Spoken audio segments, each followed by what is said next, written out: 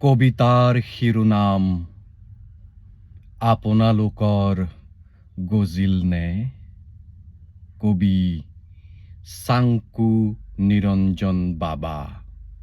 এই যে এজন মানুহে কাণত ধৰি প্ৰতিজ্ঞা কৰিছিল আপোনালোকৰ গজাই দিম বুলি, আপোনালোকৰ গজিল নে?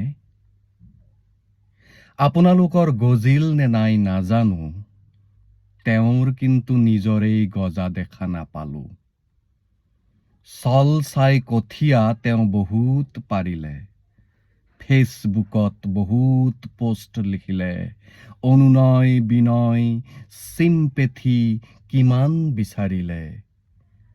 গ্ৰন্থমেলাৰ পৰা ৰাস মহোৎসৱলৈ, গজাৰ পৰা শৰালৈ, পকাৰ পৰা খুৰুৱালৈ তেওঁ অলেখ বিধান দিলে।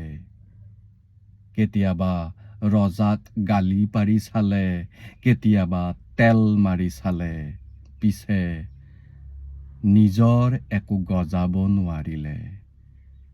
কেতিয়াবা মাজনিশা তেওঁ আক্ষেপ কৰে, দিলে ঐ দিলে, বহিৰাগত বাবাক বহুত মাটি দিলে। বিজ্ঞান আৰু অন্ধবিশ্বাস নাৰিকলৰ তেলেৰে সানি তেওঁ এটা নতুন তেল বনাইছে। হলে কি হব?